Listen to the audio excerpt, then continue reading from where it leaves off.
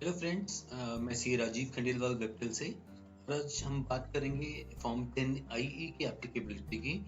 जब हम नई स्कीम जो टैक्सेशन की है लो रेट्स वाली, उसके लिए अगर हम ऑप्ट करते हैं, इन केसेस में हमें फॉर्म 10 आईई फाइल करना है या नहीं करना, और रिलेटेड चीजें हम आज समझने की कोशिश करते हैं। सबसे पहले मैं रिक्वेस्ट करूंगा, अगर आपने ऑलरेडी हमारे चैनल को, यूट्यूब चैनल वेबटेल इलेक्ट्रोसॉफ्ट को सब्सक्राइब अगर नहीं कर रखा, प्लीज उसको कर लीजिए, लाइक करिए, सब्सक्राइब करिए और शेयर करिए हमारे वीडियोस को। साथ ही साथ जो बेल आइकन है उसको आप क्लिक करके करिए, ताकि नोटिफिकेशंस आपको आ पाए जो भी हमारे educational videos, GST, income tax से रिलेटेड या बाकी वीडियोस जो हम अपलोड करते हैं आपको मिलते रहें, उसके बारे में जानकारी। फॉर्म 10 आई के बारे में हम बात करते हैं। एप्लीकेबिलिटी ऑफ न्यू स्कीम के केस में जब हमें करना है, सबसे पहले हम जान लें कि जो नई स्कीम है lower rate of taxation under section 115 PAC, ये सिर्फ अवेलेबल है ओनली टू इंडिविजुअल्स और HUF। बाकी जो एसएससीज हैं हमारे फर्म्स वगैरह, उनको ये स्कीम एप्लीकेबल नहीं है। अब हम फॉर्म 10 आईई की एप्लीकेबिलिटी के बारे में देख लेते हैं। अगर एसएससी नई स्कीम के लिए ऑप्ट कर रहा है for the new scheme of income tax under section 15 BAC, जो लोअर रेट्स हैं वाली स्कीम गवर्नमेंट लेके आई है, उस केस में 10 आईई एप्लीकेबल हो जाएगा। अगर वो पुरानी स्कीम में ही कंटिन्यू कर रहा है, उस केस में चाहे वो सैलरीड एम्प्लॉय या नॉन बिजनेस एम्प्लॉय हो या बिजनेस एसएससी हो, उस केस में 10 आईई फाइल करने की जरूरत नहीं है। तो एक बेसिक हमारा जो प्रिंसिपल है, थंब रूल है, वो ये है कि अगर आप नई स्कीम के लिए ऑप्ट कर रहे हैं तो आपको 10 आईई फाइल करना है, और अगर आप पुरानी स्कीम में कंटिन्यू कर रहे हैं तो फॉर्म 10 आईई फाइल नहीं करना। लेकिन इससे ज्यादा और भी हमें देखना पड़ेगा, अभी देखते हैं हम उन चीजों को। सैलरीड या नॉन बिजनेस जो एसएससीज हैं और जो बिजनेस एसएससीज हैं, उनके केस में थोड़ी डिफरेंट है एप्लीकेबिलिटी, वहां हम समझ लेते हैं। In case of non business एसएससीज 10 आईई फाइल करने की जरूरत नहीं है। तो आपको आईटीआर आप फाइल करेंगे, वहीं एक कॉलम आपको मिलेगा, आपको सेलेक्ट करना है कि कौन सी स्कीम के लिए आप ऑप्ट कर रहे हैं, वही सफिशिएंट है। बाकी आपको 10 आईई फाइल करने की जरूरत नहीं है, even if you are opting for the new scheme. But for the business SSC उसको 10 आईई फाइल करना है अगर वो नई स्कीम के लिए ऑप्ट कर रहा है। साथ ही साथ आईटीआर में भी उसको ये इंफॉर्मेशन जहां देनी है वहां प्रॉपर टिक करना पड़ेगा कि आई opt for the new scheme. इस तरह से ये इंफॉर्मेशन आपसे आईटीआर में पूछी जाती है।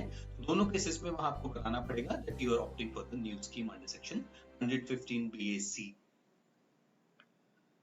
आईटीआर के लिहाज से अगर हम बात करें तो आईटीआर 1 और 2 के केस में अगर आप फाइल कर रहे हैं तो आपको 10 आईई फाइल नहीं करना, क्योंकि नॉन बिजनेस रिटर्न है। जबकि आईटीआर 3 और 4 जब आप फाइल करेंगे, तो अगर आप नई स्कीम के लिए ऑप्ट कर रहे हैं और आप बिजनेस एसएससी हैं क्योंकि, और इसीलिए आप 3-4 यूज कर रहे हैं, तो उस केस में आपको 10 आईई फाइल करना पड़ेगा। लेकिन अगर आप फर्म हैं और आईटीआर 4 यूज कर रहे हैं तो ऑब्वियसली 10 आईई आपके लिए एप्लीकेबल नहीं है, क्योंकि ये सिर्फ इंडिविजुअल्स और एचयूएफ के लिए एप्लीकेबल है।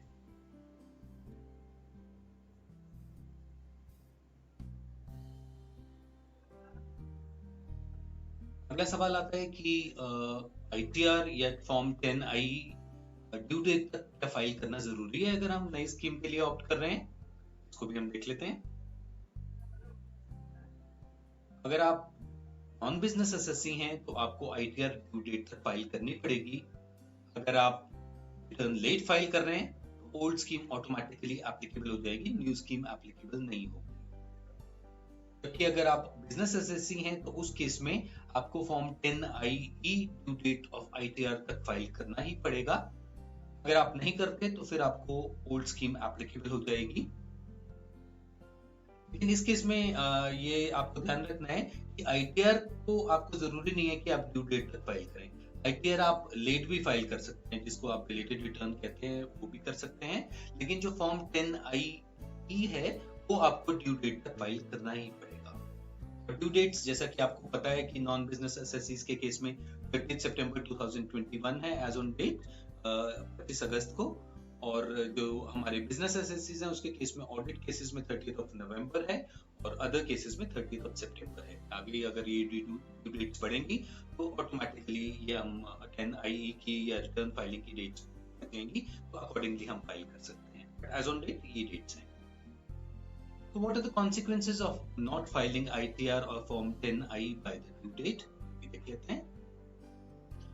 ऑन बिजनेस एसएससीज के केस में ओल्ड स्कीम एप्लीकेबल हो जाएगी फॉर असेसमेंट ईयर 21-22, और जो नई स्कीम के लिए आप ऑप्ट कर सकते हैं किसी भी फ्यूचर ईयर में ITR ड्यू डेट तक फाइल करके, इशू नहीं है।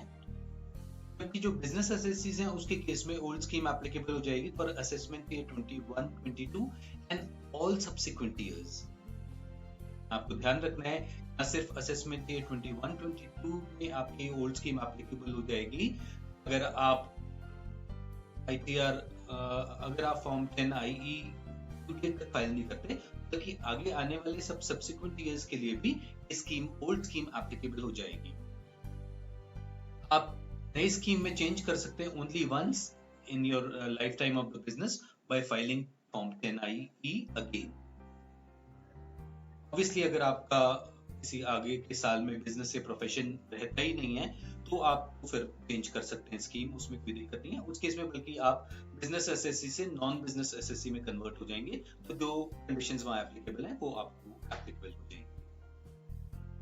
एक और सवाल है कि क्या एसएससी चेंज कर सकते हैं scheme of tax after filing ITR या फॉर्म 10IE, ये हम देख लेते हैं।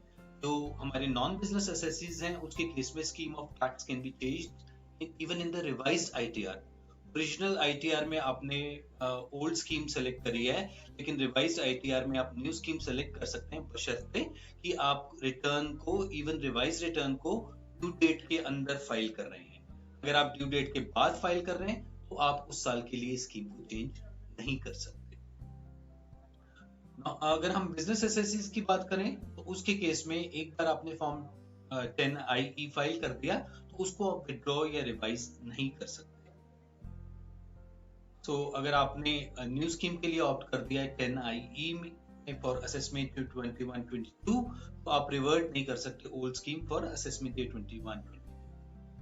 21-22-23 ऑनवर्ड्स आप किसी भी एक साल में, सिर्फ एक ही साल में आप ये चेंज कर पाएंगे। जब आप ये चेंज कर लेंगे उसके बाद आगे आप कभी भी ये चेंज नहीं कर पाएंगे। एक और सवाल जनरली पूछा जाता है कि फॉर्म 10IE पहले फाइल करना है या ITR पहले फाइल करनी है। तो ऑब्वियसली नॉन बिजनेस एसएससीज के लिए तो एप्लीकेबल ही नहीं है 10IE, उनको तो ITR ही फाइल करनी है। बिजनेस एसएससीज के केस में 10IE पहले फाइल करना है, उसके बाद ITR फाइल करते time date and acknowledgement of filing form 10IE देना है ITR में, और उसके बाद आपको ITR फाइल करनी है। ये सीक्वेंस रहेगा। ये हमने बेसिक चीजें समझ ली, या जो इम्पोर्टेंट क्वेश्चंस थे उनके आंसर्स हमने देख लिए। अब हम फाइलिंग के ऊपर चलते हैं कि किस तरह से हमें फाइलिंग करनी है। तो आप अगर पोर्टल पे जाएंगे तो वहाँ 3 category of income tax forms उन्होंने दिखाए हैं पोर्टल पे। तो बिजनेस प्रोफेशन से इनकम अर्न कर रहे हैं पर्सन्स, उनके लिए हैं। दूसरे अदर पर्सन्स हैं जो सैलरीड या अदर सोर्सेज वाली इनकम है। और तीसरे फॉर्म्स वो हैं जो जहाँ सोर्स ऑफ इनकम रेलेवेंट नहीं है। ऐसे पोर्टल पे आप जाएंगे तो आप देखेंगे फॉर्म 10IE, लेकिन ये कायदे से तो पर्सन्स विद बिजनेस और प्रोफेशनल इनकम के अंडर आना चाहिए था, बट उन्होंने इसको persons not dependent on any source of income या source of income not relevant वालों में दिखा दिया है, which is a mistake, but उन्होंने ऐसा ही किया है। एनीवे, फॉर्म 10IE आप फाइल करने जाएंगे तो आपको इसके बारे में इंफॉर्मेशन मिलेगी, और ऑब्वियसली आपको पता है कि ये फॉर्म है एप्लीकेशन फॉर एक्सरसाइज और withdrawal of option under section 115 BAC and form 10IE। इसमें डिटेल्स आपको जो देनी होंगी, आप ब्रॉड कैटेगरीज की अगर बात करें तो 4 डिटेल्स देनी है। असेसिंग ऑफिसर की details, basic information, additional information and verification. Assessing officer की डिटेल्स ऑटोमेटिकली आई जाती हैं, अगर कोई चेंज करना है तो आप चेंज कर सकते हैं। अब आप ऑनलाइन तो ऑब्वियसली फॉर्म 10IE फाइल कर सकते हैं, लेकिन ऑनलाइन में अगर आपके इंटरनेट कनेक्शन में प्रॉब्लम है या पोर्टल में प्रॉब्लम है, जैसे आजकल काफी चल रही है, अभी तक ठीक नहीं हुई है चीजें, तो आप फॉर्म 10I फाइल करने जाएंगे तो ऑब्वियसली आपको प्रॉब्लम होगा। तो इसीलिए हमने वेबीटैक्स सॉफ्टवेयर में जो ई filing of income tax returns का हमारा सॉफ्टवेयर है वेक्टल का, उसमें हमने ये आपको ऑप्शन दिया है कि वहीं आप इंफॉर्मेशन फिलअप करके फॉर्म 10IE पोर्टल पे ले जाएं और वहां से अपलोड कर दें। तो ये एक और पर्टिकुलरली जो सीए फर्म्स हैं जो जिनको काफी एसएससीज के लिए ये फॉर्म फाइल करना पड़ेगा, उनके लिए बहुत मुश्किल होगी अगर एक एक एसएससी के लॉगिन में जाके वो इस तरह की फाइलिंग करेंगे। तो ये हमने एक फैसिलिटी दी है वेबीटैक्स सॉफ्टवेयर में, जिसके थ्रू आप आसानी से ऑफलाइन ये इंफॉर्मेशन फिलअप करके और फिर इसको पोर्टल पे अपलोड कर सकते हैं। तो असेसिंग ऑफिसर के अलावा बेसिक इन्फॉर्मेशन हमें प्रोवाइड करनी होगी, जिसमें नेम, पैन वगैरह, एड्रेस अपने आप ऑटोमेटिकली आ जाएगा। Then they ask a question कि whether the individual HUF has any income under that profits or gains from business profession। वैसे इस क्वेश्चन की कोई जरूरत नहीं थी क्योंकि ये सिर्फ बिजनेस के केस में एप्लीकेबल है, तो this question should not have been asked. In any case they have asked it और इसका आपको जवाब देना पड़ेगा। तो इन्होंने यहाँ 22 बिजनेसेस की लिस्ट दी है, इसमें से जो भी रेलेवेंट आपका बिजनेस है आप उसको सेलेक्ट कर लीजिए। But you have to note that यहाँ सिर्फ आप एक ही बिजनेस को सेलेक्ट कर सकते हैं। तो अगर आपके कई सारे बिजनेसेस हैं तो उसमें से जो आपका मेन बिजनेस है उसको सेलेक्ट कर लीजिए, बाकी को छोड़ दीजिए।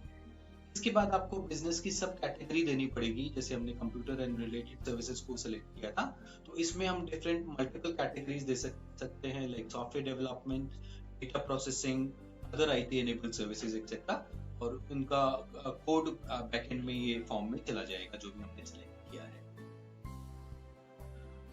बेसिकली इस तरह से आपका ये आप जो मेन आपका बिजनेस है वो सेलेक्ट कर सकते हैं और उसकी सब कैटेगरीज मल्टीपल सेलेक्ट कर सकते हैं, जैसे कि मैंने अभी आपको बताया। उसके बाद there's a question कि आपने क्या ये ऑप्शन किसी पिछले साल में या सालों में आपने एक्सरसाइज की है और आप विड्रॉ कर रहे हैं, और कब किया था और डेट ऑफ एक्सरसाइज वगैरह क्या है। तो ये इस साल के लिए एप्लीकेबल नहीं है असेसमेंट ईयर 21-22 के लिए, क्योंकि ये पहला साल ही है। उसके बाद हम फाइनली वेरिफिकेशन पे आ जाते हैं, जहां हम इस साल के लिए जो ऑप्शन है एक्सरसाइज कर सकते हैं। विड्रॉल का ऑप्शन भी है, ड्रॉप डाउन में दूसरा ऑप्शन विड्रॉल का है, लेकिन विड्रॉल का ऑप्शन असेसमेंट ईयर 21-22 के लिए एप्लीकेबल नहीं है क्योंकि ये पहला साल ही है। यहाँ प्लेस में अगर आप देखेंगे तो यहाँ आपका आईपी एड्रेस आ रहा है, आपका सिस्टम जहाँ से आप काम कर रहे हैं वो आ रहा है। नॉर्मली यहाँ प्लेस आती है, बट डिपार्टमेंट ने या तो चेंज कर दिया है या कुछ गलती की वजह से आ रहा है। We need to find out this from the department. Coming to e filing of form 10IE, दो तरीके हैं फाइल करने के, या तो आप डिजिटल सिग्नेचर सर्टिफिकेट से इसको फाइल कर सकते हैं, या इलेक्ट्रॉनिकल वेरिफिकेशन कोड जो या EVC जो होता है OTP के थ्रू या अपने नेट बैंकिंग के थ्रू, इन जरियों से भी आप अपने फॉर्म 10IE या बाकी फॉर्म्स को भी फाइल कर सकते हैं।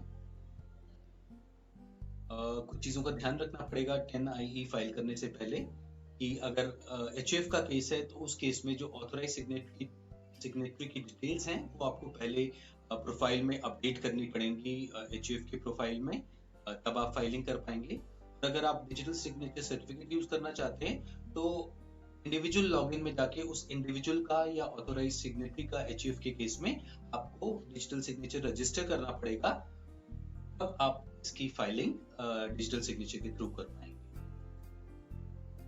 तो ये चीजें थी जो मैं आपसे शेयर करना चाहता था फॉर्म 10IE के बारे में। अगर आपके और कोई सवाल हैं या आपके सुझाव हैं तो आप जरूर हमें भेजिए, हम जरूर उन पे अमल करेंगे या आपके क्वेश्चंस के आंसर करने की कोशिश करेंगे। Thank you so much.